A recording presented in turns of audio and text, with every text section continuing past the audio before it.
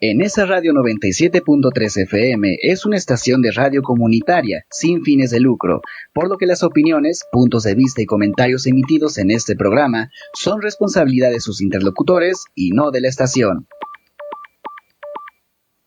En Divulgación Forense tenemos como objetivo acercarte al fascinante mundo de las ciencias forenses, a través de entrevistas con expertos que comparten sus conocimientos y experiencias, para comprender cómo la evidencia científica y los avances tecnológicos contribuyen a esclarecer los hechos, fortalecer la verdad y garantizar la justicia.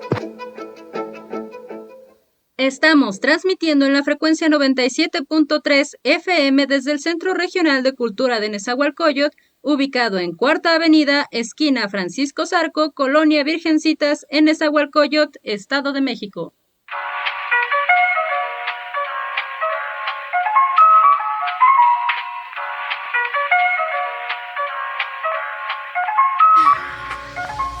Hola, buenas tardes a todos, bienvenidos una vez más a Divulgación Forense. Muchas gracias por estar todos los martes con nosotros. Y bueno, yo soy la licenciada Basti Aguilar. El día de hoy pues es un gusto compartir este programa con mis compañeros, el licenciado Edgar Landa, la licenciada Arlet López. Hola, buenas tardes. El licenciado Gerardo Martínez. Hola, ¿qué tal? Buenas tardes. Y bueno, el día de hoy traemos un tema que dice así: del pensamiento a la acción, cuando comienza realmente el delito, el iter criminis. Entonces, pues el día de hoy este es un tema que pues parece sencillo, ¿no? Pero en realidad pues abre muchas preguntas en varias áreas. Entonces, pues no sé quién gusta iniciar, licenciado. Sí, claro, muchas gracias. Desde luego, gracias por estarnos sintonizando como todos los martes. Como siempre. Y la verdad es que dentro de lo que es el conocimiento de las ciencias forenses, el derecho, son ciencias que están realmente combinadas, ¿no? Sí. Se involucran una con otra. Tanto es así que el tema del día de hoy, a veces nos preguntamos si es como una parte jurídica o realmente corresponde a otras áreas, como sería el área criminológica, ¿no? Exacto. Hablar del iter criminis, sí, claro. Pues es decir, cuándo surge el delito, o sea, si surge la idea de cometer el delito, exactamente, ¿verdad? Desde la idea, desde ahí ya podemos ser sancionados o no, ¿no? O sea, yo puedo pensar en matar a unos cuantos que por ahí tengo mi lista, pero no se me quede bien, licenciado, por favor. Pero finalmente, no, ¿verdad? Sabemos que esta parte no es sancionable, ¿no? El pensamiento no es sancionable. Entonces creo que el iter criminis tiene como esa parte de poder definirnos el momento que se vuelve sancionable, ¿no? En la parte criminológica, pues es otro aspecto completamente, porque bueno, ahí más bien va dirigido hacia el área preventiva, ¿no? ¿En qué momento podemos parar esa situación, claro, ¿no? Entonces, ese es mi punto de vista, chicos, ¿no? Como la parte inicial. Es correcto, ¿no? Como el iter criminis se refiere pues al camino del crimen, al inicio, al que se empieza a gestar la idea en la mente de la persona que pretende llevarla al exterior. Y como bien lo decías, amigo, pues obviamente el pensamiento no es punible. Exacto. El pensamiento no es punible, ¿no? Pero ¿qué pasa cuando esta idea que nace de la persona de gestionar un daño a un tercero empieza a planearlo, ¿no? Empieza a llevar a cabo su plan, primero pues hacerse de los medios para llevar a cabo esta situación que él pretende hacer. Entonces el derecho penal entra aquí cuando ya la conducta se lleva al exterior de la mente. Fíjate que, y eso vamos a ver, porque si hay ideas que son sancionables, amigo. Si hay ideas en el derecho penal, si existen, como lo vamos a ver más adelantito, no quiero adelantar nada, pero vamos a dejar exactamente que existen, que si, imagínate que tú estás haciendo como tu idea y por ahí la dejas plasmada y eres descubierto, aguas, ¿no? Bueno, ahí sí ya no, sí, no, ya es una apología, ¿no? Sí, entonces porque hay delitos que ideas encuadrarse que pueden ser delitos. Ahorita que están diciendo ideas, compañeros, como dijo mi compañero, bueno, nuestro compañero, que es ese camino, ¿no? Todo ese proceso para cometer el delito, el iter criminis. Pero como bien la palabra lo dice, delito, ¿no? Que el delito obviamente pues ya va a ser toda esa acción, que son acciones que lleva el conjunto de estas conductas para poder cometer ese delito. Entonces, si no hay acción, entonces no hay un delito. Pero ¿qué pasa en la cuestión de lo jurídico? Imagínate ¿no? que yo planeo un algo específicamente para no actuar y se dan las cosas como yo quiero, ¿no? Entonces el no actuar, si nosotros lo analizamos dentro del delito, entonces el delito se encuadra en cuanto a la conducta, pero también ante la omisión de la conducta puede haber un encuadramiento de lo que es el delito, ¿no? Entonces no siempre es como... Por eso son ciencias que la ciencia precisamente por eso es aplicable, porque va a verificar en cada uno de los casos de manera muy individual el cómo se va desarrollando esta parte del iter criminis. No podemos hablar del iter criminis como algo general y que va a operar lo mismo en todos los casos. Tiene que ser un aspecto muy individualizado respecto de cada hecho que sea objeto de estudio. Es correcto. Sí, perdón. Adelante. Y hay también una parte muy importante porque como lo comentan, ¿no? O sea, no siempre que se piensa en hacer algo, pues precisamente debe de ser algo que sea, pues obviamente, que sea obviamente algo pues punible, ¿no? Pero ahorita más adelante en la parte jurídica pues nos van a decir a ver qué prosigue ahí, ¿no? Pero hay una parte muy importante en esto del iter criminis que hay que tomar mucho en consideración, que es una fase interna y obviamente es una fase externa, ¿no? Y ahí pues obviamente se desprenden qué es lo impune y lo punible, ¿no? Entonces aquí pues yo creo que sí hay que tomar en cuenta todos estos factores, ¿no? Y hay que ver cómo es que entran pues todas estas áreas de las que pues vamos a abordar nosotros, ¿no? El día de hoy, que pues es esta cuestión, ¿no? De la psicología, para saber qué pues ocurre con las personas, ¿no? La criminología pues también, ¿no? O sea, ¿por qué se produce esta simple acción, ¿no? De delinquir?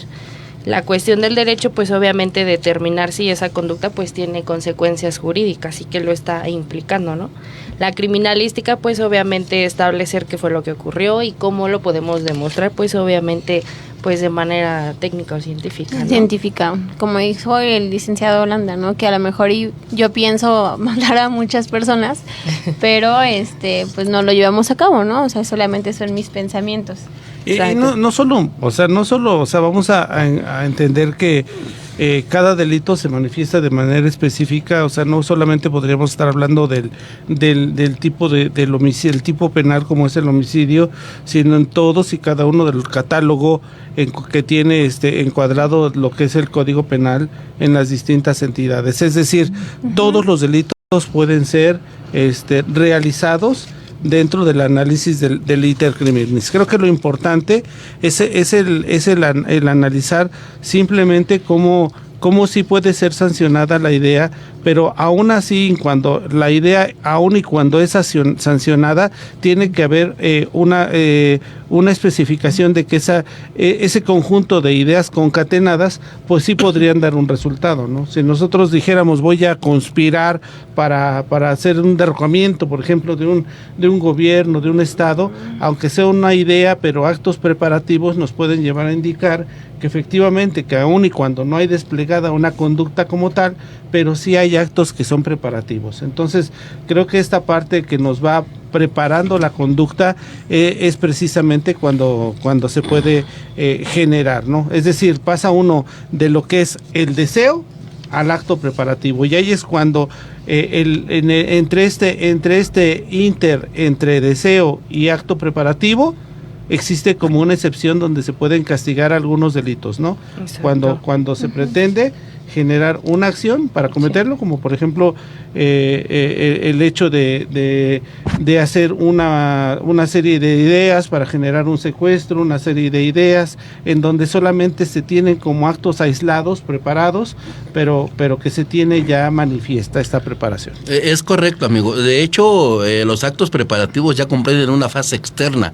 Ya no está la idea en la mente, el acto preparatorio ya se llevó a cabo al exterior, al concebir la idea, al hacer un preparativo, al plasmar una estrategia, al reunir a la persona, los instrumentos para llevar a cabo o cometer el delito que se tiene acá, ya salió de aquí de la mente, ya se puso en el exterior, entonces ahí ya se desplegó una conducta. Sí, solo que necesita acreditarse la idea. O sea, imagínate que yo quiero hacer una falsificación de billetes, ¿no? Entonces, que digo, ¿qué voy a necesitar? Voy a necesitar pues mi impresora, las tintas, el papel, voy a necesitar cierto soporte técnico, y todo eso lo voy a tener. Pero si un especialista no determina o no conjunta ese tipo de elementos, pues yo simplemente podría acreditar que tengo una serie de elementos que no precisamente implican la falsificación Sí, de nada. es correcto, porque ¿no? estoy haciendo los preparativos para algo.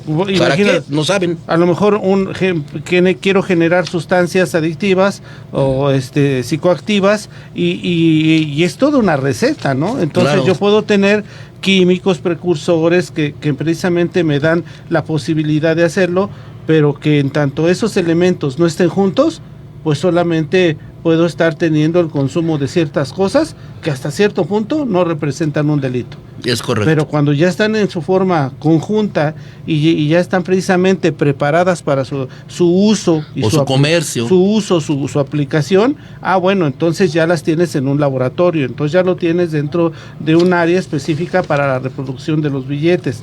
Entonces ahí sí ya esos actos preparativos ya es cuando pueden ser considerados excepcionalmente pues aplicables, ¿no? Porque todavía no hay un solo billete. A lo mejor solamente tengo un montón de cosas aquí listas, sí, pero no hay un solo billete. No hay un solo billete. No, y es ahí donde se desprende esta parte que les comentaba al inicio, o sea, la fase interna de esto del iter criminis, pues realmente es una ideación, ¿no? Primero pues tener esta idea, y no por el hecho de que tengas la idea pues siempre va a ser así, sino algo que, como lo que nos acaba de comentar el licenciado Holanda, ¿no? Y esta parte de la deliberación, pues igual, ¿no? O sea, la persona de cierto modo piensa los peros y los contras de lo que pues puede suceder, ¿no? Con esto que está ideando. Y tenemos la parte de la decisión, ¿no? Donde se toma pues esa resolución para seguir con esa idea, y posteriormente pues ya aquí entra esa parte, ¿no? Del derecho, que no persigue los pensamientos sino las intenciones, ¿no? Las lo acciones, que se está haciendo, las intenciones conductas. y acciones, ¿no? Y bueno, también es importante, como lo venimos diciendo, ¿no? O sea, sí lo pensamos, pero a lo mejor de la manera jurídica hay que demostrar en qué momento voy a acreditar que, ok, lo pensó, pero ya lo realizó, y enfocándolo a lo mejor de manera científica. Ajá. Sí sería como lo cuestionable, ¿no? Como un perito a poder pues demostrar a lo mejor ese pensamiento. No sé qué ustedes opinen. Yo creo que sí, porque incluso el hecho de tener el paso entre la idea y que el sujeto tome esa deliberación de hacer el acto, pues entra esta parte ética, esta parte moral, ¿no? En donde yo puedo tener muchas necesidades, puedo decir, bueno, mi necesidad es obtener recursos, no los encuentro laboralmente, no los encuentro socialmente, no tengo una red de apoyo que me facilite los medios económicos. Entonces, ¿qué hago? O sea, ¿robo o no robo? ¿Hago o no hago? ¿En dónde queda mi tranquilidad? Podríamos decir que en muchos de los casos es una decisión que incluso podría no estar planeada, pero la realidad es que cuando nosotros analizamos el delito, pues vamos a observar que sí, esa tuvo que haber pasado por este camino, ¿no? Alguna vez entrevistábamos a alguna persona en una actividad laboral, en una entrevista para un asunto penal, y ella decía, ¿no? Ella decía, bueno, yo robo, me subo a robar a las combis, pues porque tengo la necesidad. Al principio tenía la necesidad pues económica, o sea, no me alcanzaba para los pañales, no me alcanzaba para la leche, y se le preguntaba dentro de esa aplicación del modus operandi que le habían realizado, el por qué lo realizaba si ya lo había hecho. Dice, es que vi que era buena para eso, ¿no? O sea, realmente vi que tenía ciertas cualidades y bueno, aún lo hago por necesidad, decía ella, ¿no? Pero pues solamente mientras sea necesario.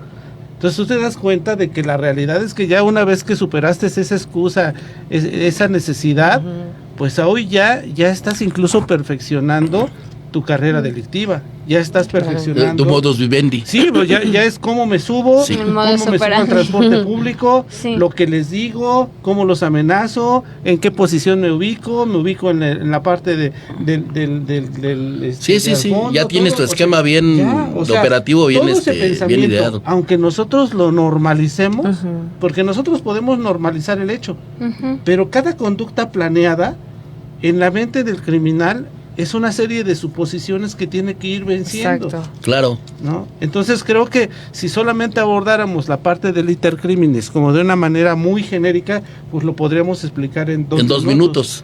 Sí. Pero si nosotros nos sentamos a ver que en este paso de tener una idea de qué hago, robo o no robo, hago o no hago, pues entra esa cuestión moral, que una vez que es vencida, pues ya puedes hacer lo que sea. Y fíjate que hay una parte bien curiosa en una de las entrevistas criminológicas donde viene la parte donde se pone material o intelectual. Y entonces yo creo que también de ahí se desprenden muchas cosas, ¿no? Porque una cosa es el que lo ejecuta, pero el que está teniendo las ideas y está pues planificando esta situación, pues ya te habla obviamente de otro plan, ¿no? Bueno, es como por ejemplo en un delito, ¿no? Bueno, que me ha tocado también verificar, ¿no? Dicen, bueno, es que el que todo un secuestro planean y es obviamente ya delincuencia organizada, muchas personas pues están detrás de ello, ¿no? Pero dicen, no, es que yo solamente hice la llamada, ¿no?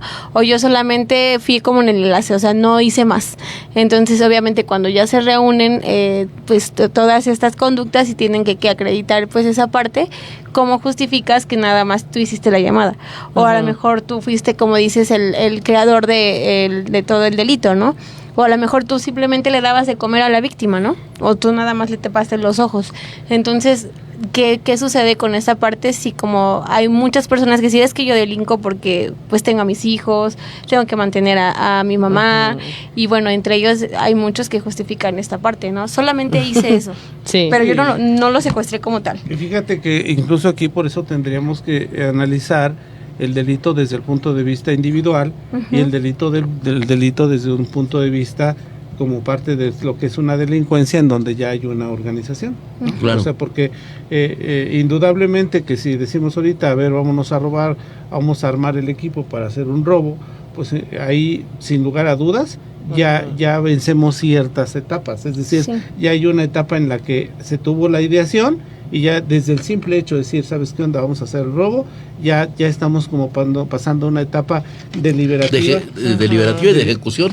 Para la ejecución, ¿no? Sí, de consumación. Sigue no existiendo ningún robo, ¿sí? Sigue no existiendo nada. No, hasta que no se consume, hasta que no se agote la conducta. Si nosotros hacemos nuestros planitos... Y Sí, vamos, pero ya está la tiendita de la esquina, vente, nos dirigimos y llegando a la tiendita nos arrepentimos, no pasó nada. ¿Qué pasa? Utilizamos un taxi común o llevamos un coche por nuestra cuenta, etcétera, ¿no? Es decir, el paso a paso, porque precisamente eso entiende la organización, ¿no? La organización entiende desde que hay una jerarquía del que realiza, del que planea el delito, es decir, el que en su mente idea todo y el que dice, a ver Alejandro, tú vas a hacer esto, Arlet, tú vas a hacer el otro, y cada uno según sus características específicas va a terminar realizando actividades, ¿no? Hay una planeación, solamente es la idea, pero vamos a ver que funciona diferente una cuestión individual que una cuestión pues organizada de varios elementos, ¿no? Y que no estamos hablando de que sea una delincuencia organizada, porque tendría que ser pues como que un modo de subsistencia permanente, que en donde no se planea un delito, sino una serie de actividades. Una serie de actos. Pero ¿qué les parece si vamos a un corte y regresamos? Lo más emocionante. Acuérdense que esto es divulgación forense. Eres aguafiestas. Sí. Pues regresamos. Estás escuchando Divulgación Forense, un punto de vista científico en la radio. No todo se puede traducir. ¿Cuánto dura el ahorita? ¿Qué sientes cuando te da cosa? ¿Cómo le explicas a un extranjero que algunas cosas pasan porque simplemente ya le tocaba? En nuestra forma de hablar, en la comida y en las películas elegimos la mexicana. Porque elegimos algo más, una forma de encontrarnos y recordarnos. Lo que ya es nuestro no necesita traducción. Elige Cine Mexicano. Consulta la programación en eligecinemexicano.info. Disponible del 15 al 29 de agosto de 2026. Gobierno de México. Estás escuchando en esa radio 97.3 FM. Estás escuchando Divulgación Forense, un punto de vista científico en la radio.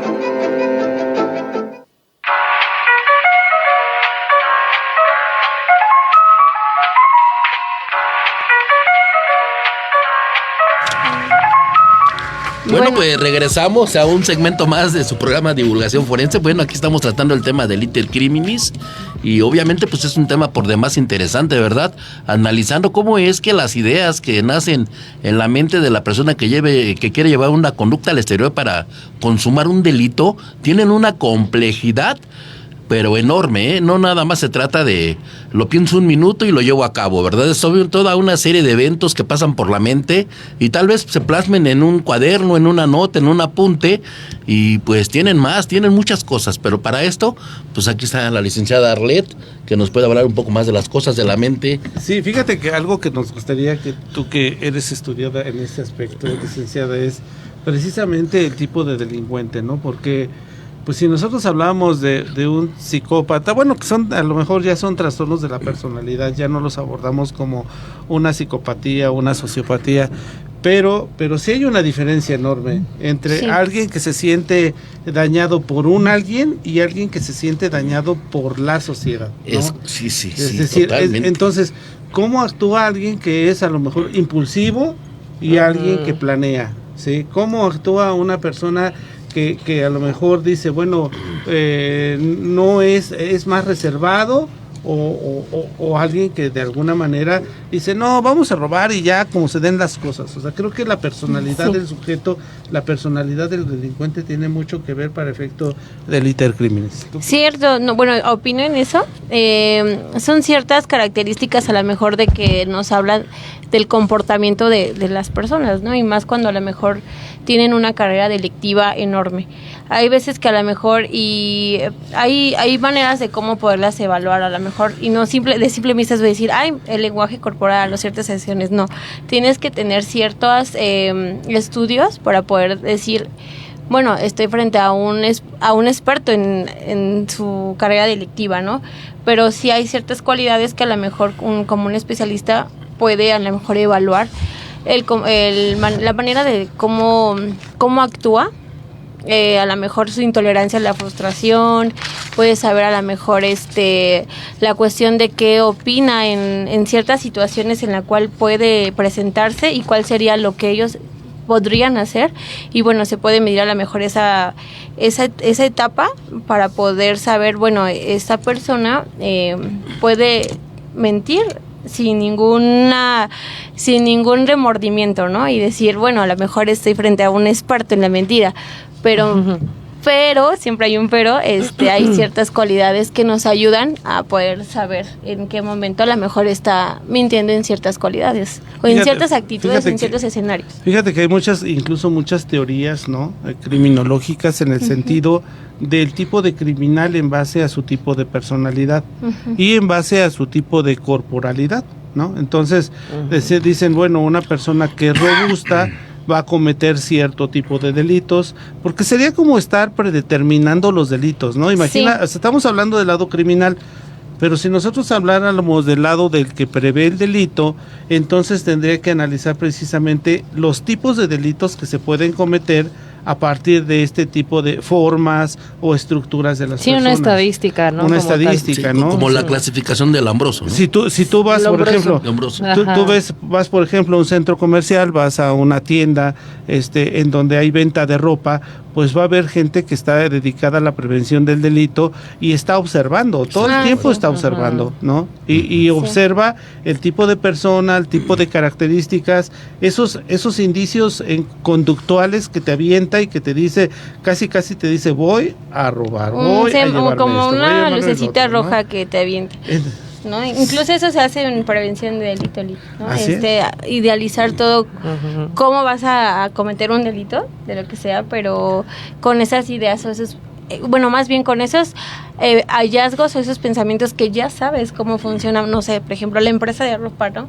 Cómo funciona, a qué hora llega la mercancía, o en qué momento llega más gente, no sé, etcétera. ¿Qué tipo de ropa podría llevar? Por ejemplo, un fardero, ¿no? El analizar, si yo ya sé que tengo que contratar cierto tipo de personal porque sé que estoy teniendo pérdidas en cuanto a los farderos, entonces esa persona que analiza las conductas, que analiza esos rasgos, ¿cómo analizaría a esa persona que tiene la idea de robar, pero que vamos a tratar de detener para que no efectúe el robo, ¿no?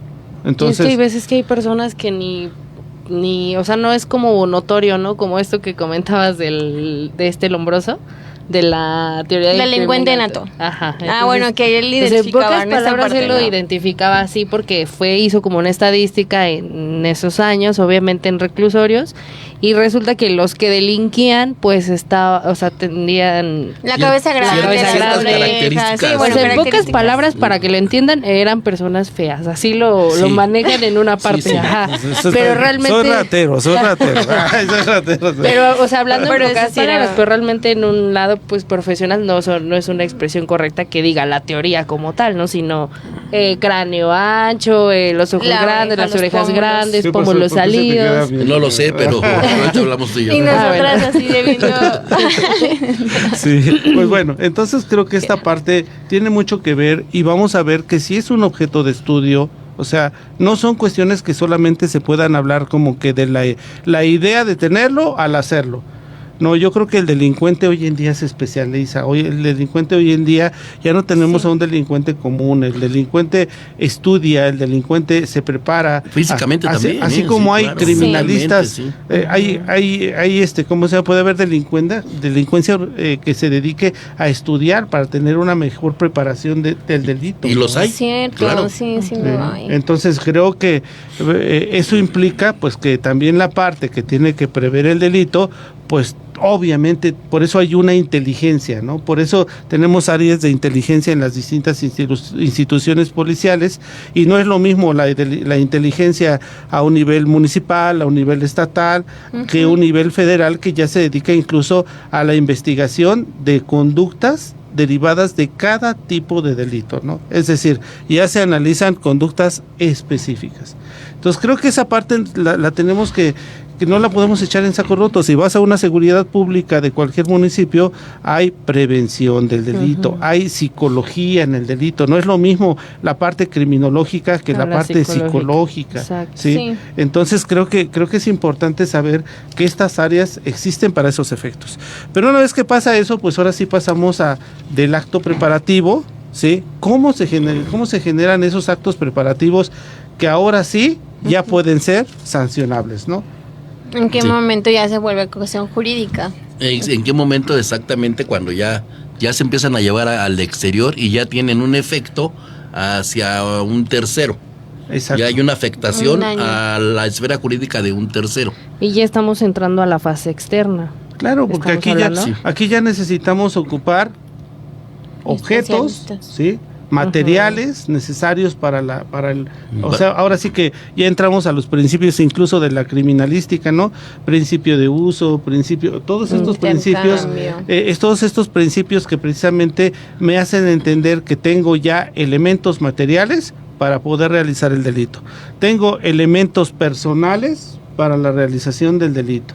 Es decir, y tengo el análisis del terreno o del lugar donde se va a cometer el delito. Entonces creo que son precisamente esos tres elementos que empiezan a darme referencia de que hay una manifestación del delito, ¿no? Es correcto. Sí. Bueno, aquí tenemos a nuestros dos especialistas en el área jurídica, entonces, bueno, ya a lo mejor hablamos un poquito de esta parte de los pensamientos, la conducta y ahora ¿en qué momento, querido compañero Gerardo, ya se puede tipificar una conducta? Bien. Una conducta ya se puede tipificar cuando ya se exterioriza, cuando ya se lleva a cabo, cuando ya se adecua a un tipo penal, ¿sí? Cuando ya la conducta desplegada ya es típica, ya es punible, ¿sí? Cuando ya es sancionable la conducta que se despliega, cuando ya le hice el daño a una persona física o moral, cuando ya trascendió, cuando ya se consumó. En ese momento ya el derecho penal pues ya entra en acción y ya sanciona este tipo de conductas. Sí.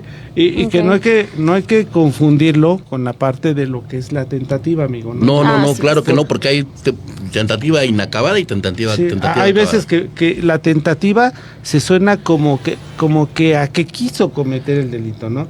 Pero algo se interrumpió, ¿no? Ya una tentativa no sí. implica el como que quiso. No, una tentativa ya se sanciona. Exactamente. Sí. Y se sanciona precisamente porque el sujeto tiene como La intención, determinar el objetivo, y concluir el exactamente. delito. Pero algo se lo impidió. Pero si no lo logra exactamente por causas sí, ajenas, por causas ajenas ya se a habla de él, tentativa. ya no lo pudo consumar. pero... pero la conducta está... Sí, la conducta se desplegó.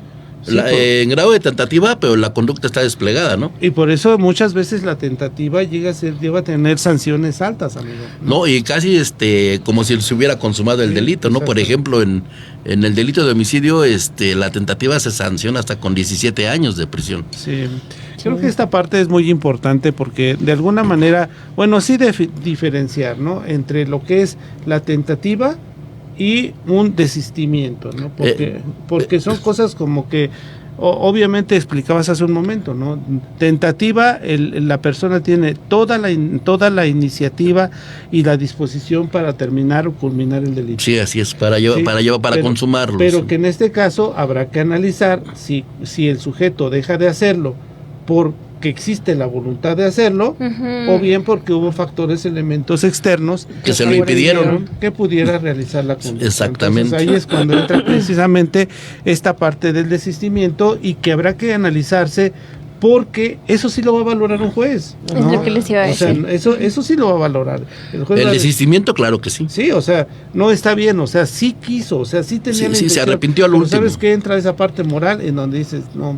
Sí. Sí, y entonces no hay un atenuante, porque la ley no lo marca como atenuante, pero sí el hecho de considerar que no se tuvo la expectativa de culminar el delito. Es correcto, ¿no? Y sí, tienes razón. Un juez considera este desistimiento por parte de la gente que llevó a cabo la conducta. Así es. No, y seguimos ya hablando de esto de la parte externa, ya pasamos esta parte, ¿no? De los actos, pues, preparatorios o preparativos. Pero aquí tenemos algo también muy importante, que la ley prohíbe de forma específica por ser muy graves como la conspiración, ¿no? Y eso lo maneja así como tal. No sé qué artículo, deben de saber esta parte. Perdón, ¿de cuál? Sí. O sea que estamos hablando ya esto que estamos comentando y es una fase externa que estamos diciendo, y esto que acabamos de decir pues es la parte de la ejecución, de lo de la tentativa, y posteriormente a eso la consumación, que obviamente pues se cumplen todos esos puntos que marca la ley, y obviamente y el delito como tal pues se completa, por así decirlo. Se lleva a cabo, sí. Esa parte de la conspiración a que tú haces referencia pues tiene que ver más bien con la idea de cometer el delito, ¿sí? Y en donde a lo mejor dices, vamos a conspirar, vamos a planear, oye, háblale necesitamos a tal persona o a tal otra persona, y entonces empezamos a realizar una serie de actos tendientes para poder realizarlo, ¿no? Entonces creo que ahí estaríamos, si nosotros hablamos de una conspiración, pero esa conspiración no generó o no concluyó la actividad, pues solamente se queda en la parte de la idea. Exacto. Que es castigable, claro, porque por ejemplo el terrorismo es sancionable, ¿sí? Hoy en día nosotros, bueno, que aquí en México el terrorismo casi no está como especificado, ¿no? Es decir, son muy pocas las conductas que se cuantifican o que se establecen como terrorismo, ¿no? ¿Por qué? Pues no lo sé, pero hay una mala interpretación acerca de ese delito, porque nosotros pensamos que el terrorismo es poner bombas. Así es. Bueno, pero bombas, amigo. Pero bombas. ¿Pero de qué nivel? Lados, sí, pero la realidad... Dejan caer con los drones ciertos materiales. Es correcto, pero específicamente el terrorismo es esta, la palabra lo dice, crear terror. Y puede ser a través de la amenaza. Ahora, ¿qué sucede? La extorsión, la amenaza, el hecho de que pues incluso te dejen algún objeto como ahí espantándote, no previniéndote que si no estás con ellos, estás contra ellos, ¿no? Desde ahí empieza el terror. Entonces yo no sé por qué la legislación no lo aclara, ¿no? Creo que esta parte de hecho hay toda una normativa acerca de la delincuencia organizada, ¿no? O sea, creo que esta parte de la delincuencia organizada absorbe mucho del espectro delictivo, en donde precisamente dentro de lo que es el espectro delictivo nos abarca precisamente toda esta serie de conductas, y en donde por eso es que jamás llegamos a veces a figuras como el terrorismo. ¿Por qué? Porque son absorbidas de manera general por otras figuras, ¿no? Entonces, creo que sí es difícil, ¿no? Otra situación muy distinta, por ejemplo, aparte de la conspiración, podemos hablar de hechos en donde hay una proposición, ¿no? Donde se estudia la proposición como parte de la conducta delictiva, en donde yo te puedo decir, bueno, quiero proponerte que realices tal o cual conducta, ¿sí? Sí. ¿Para efecto de qué? De yo no caer en ese ilícito, te lo propongo que tú lo hagas, y entonces en ese momento, ¿en qué momento inicia el delito? ¿Cuando te lo propuse? Sí. ¿O cuando el otro comenzó a hacer? Cuando el otro lo comienza a hacer. Bueno, más bien el delito comienza desde que lo propones, porque tú eres el autor intelectual. Entonces ahí es donde precisamente el Código Penal nos manifiesta los tipos de intervención o los tipos de participación dentro del delito, en donde podemos establecer si es la parte de la ideación, es decir, aquel que crea toda la expectativa del delito, o aquel que ejecuta el delito. Sí, pero aparte ya cuando ya no te quedas en la idea, ¿no? Porque el hecho de que ya se lo digas a otra persona y que lo tengas sometido para que lo cometa, ya lo llevas al exterior. Claro. Ya no está en la idea. Si se establece la relación, pues entonces ya tendríamos autor intelectual y autor material. Sí, es correcto. Entonces, no es que todo el iter criminis tal vez no lo vemos en el Código Penal, ¿no? No existe. No dice el iter criminis. El iter criminis. No. Sí, pero sin embargo en la dogmática penal está desglosado. Es está correcto. Desglosado, ¿no? Entonces, y bien estudiado, Y bien estudiado. Sí. Ya estamos casi bien en el inicio, y pues vamos a un corte. Ya me da miedo interrumpirlo. Vamos a un corte y regresa. Un cortation. Estás escuchando Divulgación Forense, un punto de vista científico en la radio. Hagamos cuentas. Casi 40 millones de personas en situación de pobreza. 63 millones de personas sin seguro social. Casi 500,000 homicidios en 20 años. Más de 133,000 desaparecidos. Más de 15 millones de recetas sin surtir. ¿Cuánto nos deben todos estos gobiernos? Hagamos cuentas. México necesita de los buenos, de los que somos más. Toma partido. Somos México. La fuerza que nos une. Estamos transmitiendo en la frecuencia 97.3 FM desde el Centro Regional de Cultura de Nezahualcóyotl, ubicado en Cuarta Avenida, esquina Francisco Zarco, Colonia Virgencitas, en Nezahualcóyotl, Estado de México. Estás escuchando Divulgación Forense, un punto de vista científico en la radio.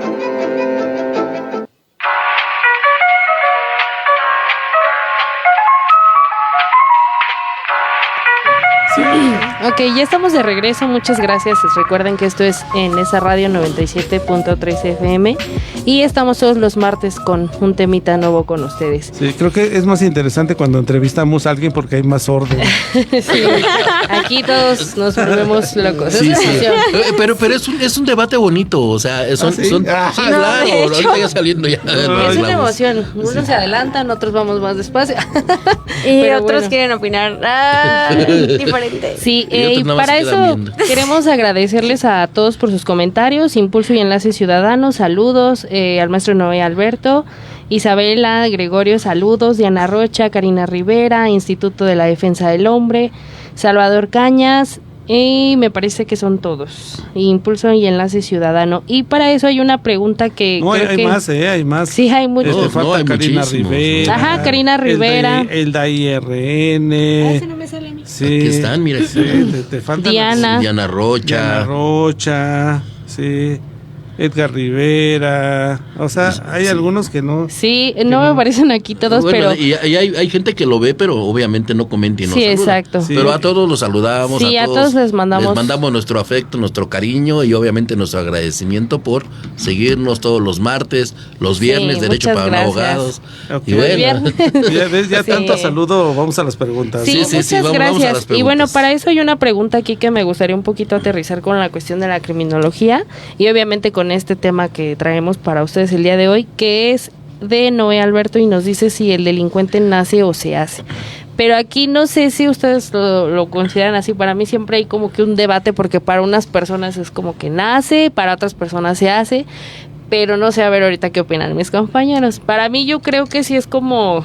O sea, necesita los factores biopsicosociales, porque si a lo mejor nada más lo trae y no lo ejecuta, volvemos a lo mismo, o sea, a las mismas fases. Entonces, yo en esa pregunta considero no sé, ellos a lo mejor te debaten conmigo, ¿verdad? Yo considero que se necesitan esos 3 factores, o sea, y lo más lógico ahí sería como que pues se hace, ¿no? Porque obviamente nace, pasa el tiempo, tiene pues a lo mejor un núcleo social distinto, familiar distinto, su conducta, el control de impulsos y todo eso pues a lo mejor van favoreciendo que la persona que ya lo trae realmente lo ejecute o realmente no. Pero para mí mi respuesta sería que se necesitan esos 3 factores y en teoría pues se termina haciendo. Pero yo creo que existen los dos. Existe el delincuente que de alguna manera a lo mejor surge, bueno, no es que nazca, ¿no? Sino que simplemente puede estar dentro de un entorno. Exacto. Y ese entorno facilita el hecho de que tú puedas delinquir. O sea, si tú naces dentro de un entorno que es totalmente delictivo, exacto, ¿sí? Y es lo que se hace todos los días, delinquir, ¿sí?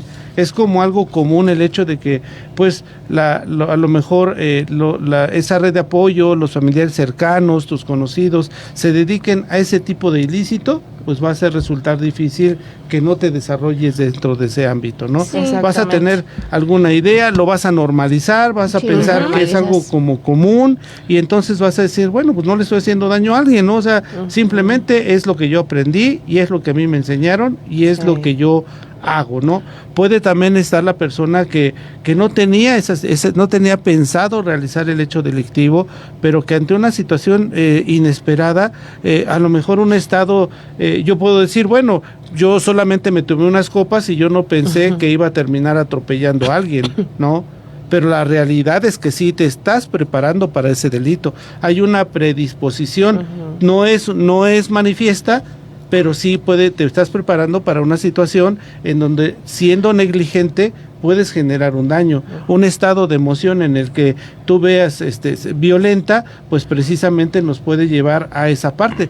Y creo que por eso existe el análisis de lo que es la teoría del delito, ¿no? La teoría del delito de alguna manera nos establece cuál es desde el lado positivo, cómo se realiza y los elementos que deben de existir para la realización del delito.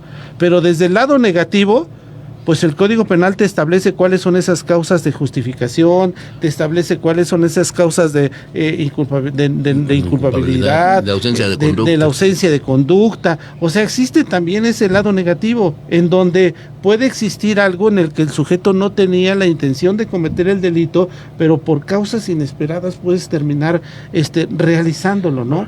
Decíamos, estás viendo que están dañando a alguien de tu familia, pues tú ante la legítima defensa o ante una la cierta imperiosa necesidad de intervenir para salvaguardar un bien tutelado que puede ser superior.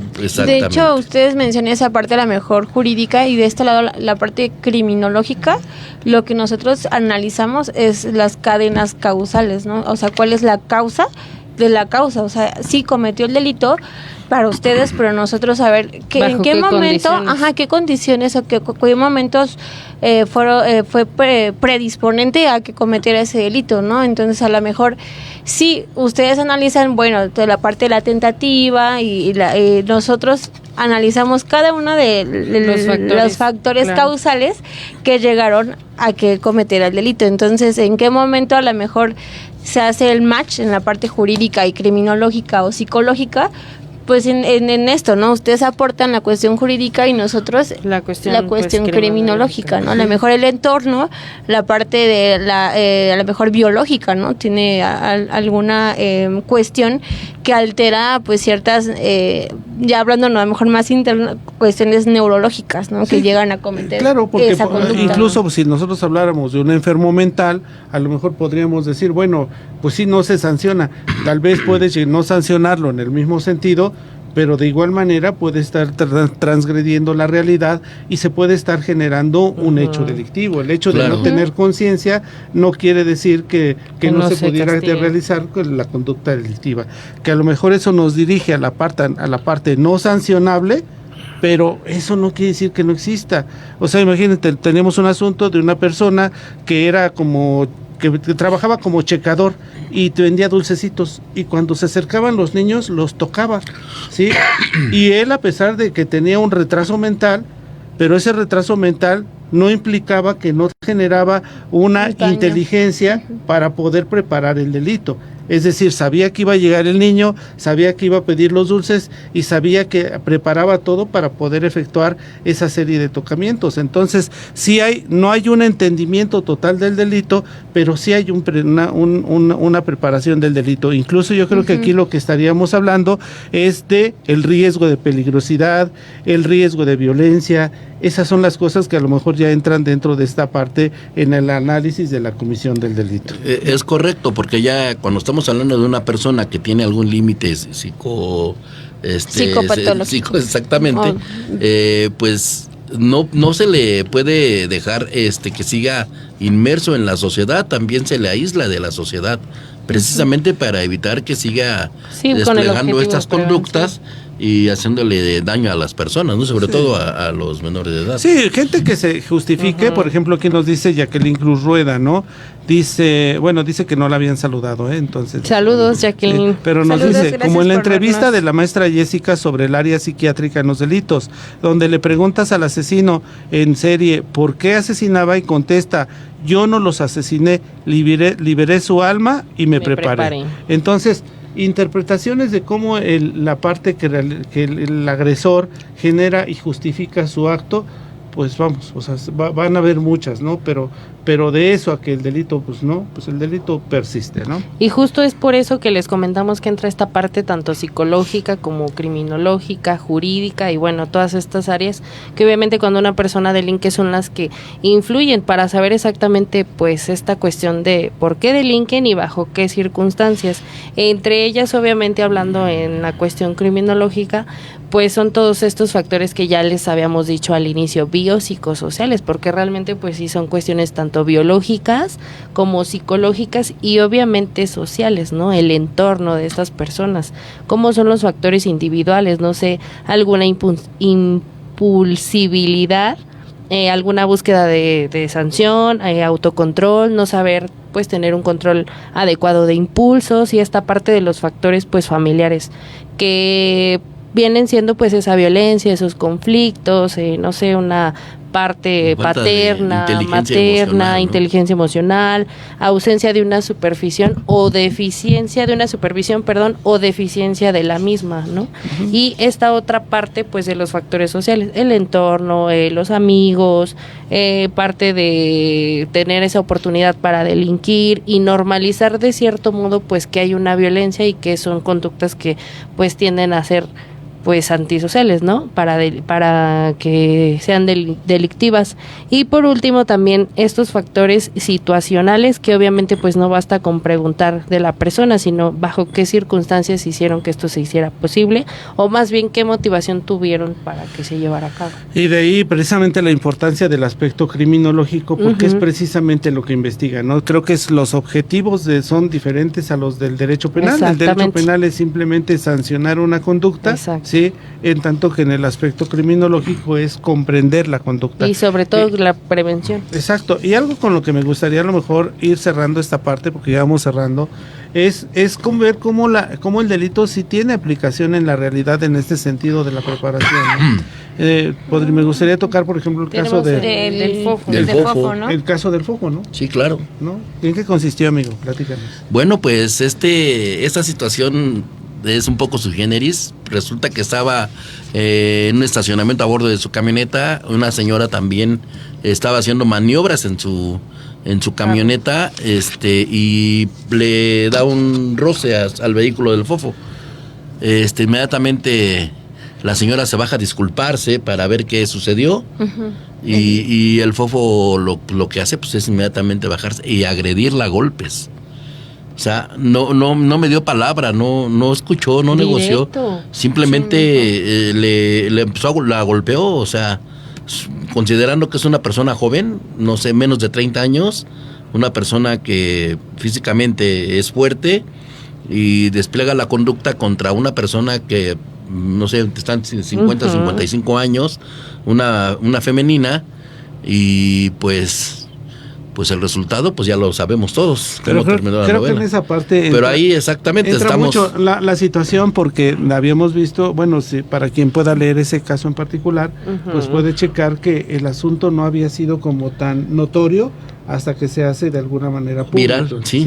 Viral. No, y aparte hacen perdón que te interrumpa. Se hace viral y entonces ya se hace una interpretación en cuanto no es decir, no se juzga tanto el hecho de que a lo mejor el hecho de cómo empezó el delito, fíjate, aquí no entraron al análisis de cómo se inició. Aquí entra la parte en donde como cuál fue la parte del dolo, ¿no? Claro. Se analiza la parte del dolo y no se entra un análisis en donde si realmente dejó de realizar la conducta por cuenta propia o bien él simplemente hubo algo que lo obstaculizó. De hecho, la gente empezó a acercarse, fue cuando él deja de golpear a la señora. Si no sabemos qué hubiera pasado. No sabemos si tenía la intención de terminar con su vida, no lo sabemos.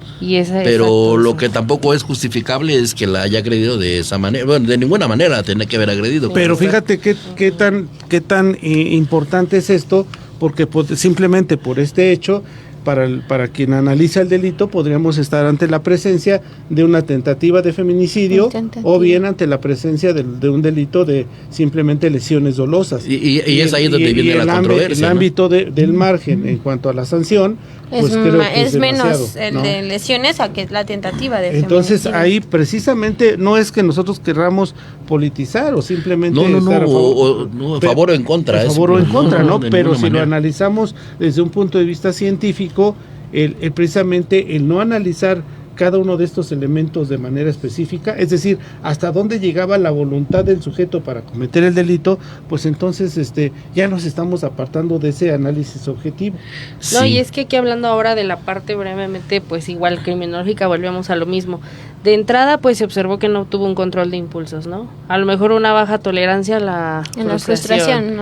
Entonces, cero. Y aparte empezaron a publicar varios videos de él acerca de cómo le hablaba, creo que a sus novias o algo así, y era sumamente violento y agresivo. Entonces, a lo mejor trae ahí por ahí una tendencia familiar que a lo mejor él, pues esa violencia la normalizaron, ¿no?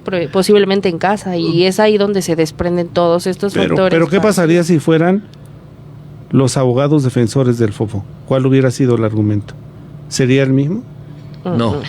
No, obviamente. Es complicado, y de hecho tenía como abogado defensor uno de los mejores de México, el doctor Rauda, pero es diferente, es difícil la defensa de este personaje. Parece querer ser un influencer, pero se caracterizaba por ser precisamente violento y por no respetar a la sociedad en general. Entonces, como abogado defensor, obviamente pues tú vas a pretender acreditar que son simplemente lesiones, claro, porque a final de cuentas, si siento demasiado fríos y son lesiones. Finalmente, lo que se valora es al final del día en ese asunto, pues es el riesgo que representa en cuanto a la violencia que ejerce. Exacto. Y el grado de peligrosidad. Sí. De hecho, sí metieron amparos. Metieron el amparo y creo que, bueno, no sé si por ahí mal, pero andan, sí lo acreditaron. Sí. Pero por ese nivel de años que le dieron, no le dieron lo que debería de ser. Bueno, pues entonces, precisamente creo que es la parte importante de la ciencia del derecho, de la ciencia de la criminología, porque al final, como científicos, pues yo creo que somos, porque no podemos dejar de considerarnos científicos. Sí. Claro. Tendremos que entrar precisamente al estudio, ¿no? Al estudio, y que, bueno, una cosa es ser espectadores del delito y otra cosa es estudiar el delito. Es correcto, ¿no? Y hablando del personaje que trajimos a la mesa, pues es una personalidad compleja, ¿no? Pero no precisamente por el hecho que lo llevó a privarlo de su libertad, sino por la conducta que desplegaba desde muchos años atrás. Es correcto. Pues bueno, pues hemos llegado. Ya llegamos a la recta final. Ahora sí les voy a decir a ustedes. ¿Verdad? No, pues sí. Sí, ya llegamos a esta recta final. Recuerden que pues todos los programas tanto del martes como del viernes, siempre pues es un punto de vista científico en la radio, a través de En esa radio 97.3 FM. Nosotros estamos todos los martes de 4 a 5 de la tarde. Somos mujeres. Y recuerden que todos los terceros martes de cada mes pues es precisamente esto, ¿no? Este relajo que hacemos aquí. Esta mesa de debate. Y pues no sé si quieren agregar algo más. Muchas gracias igual por estar con nosotras. No, pues agradezco la invitación como siempre a su mesa de debate, en la que simplemente aportamos un punto de vista, un criterio. Y no se olviden, porque finalmente siempre pueden tener participación, están aquí, llamen, vean, quiero participar en el programa. Sí, exacto. Y siempre hay un espacio preparado para ustedes. Entonces, Claro que sí. Muchas gracias, compañeros, por estar con nosotras y estar en este Espacio. espacio que estamos debatiendo siempre el tema, ¿no? Que traemos cada tercer martes de cada mes. Bueno, Sí, pues yo igual muchas bien gracias. agradecido por la invitación de cada martes de cada mes.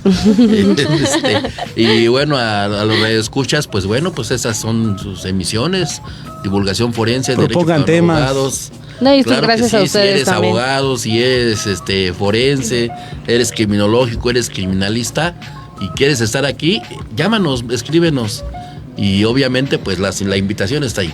Y no sin antes mencionar al Instituto de Capacitación Técnica Profesional y de Posgrado, en donde también tenemos diversas licenciaturas, capacitaciones, asesorías, tanto periciales, jurídicas, psicológicas y demás. muy bien. Forenses también. Muchas gracias. Los esperamos. Y que tengan un excelente martes. Hasta la próxima. Adiós.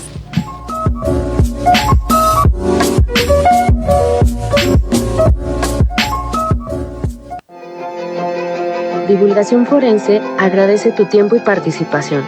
Esperamos contar con tu presencia todos los martes de 4 a 5 de la tarde, con peritos expertos en cada uno de nuestros temas.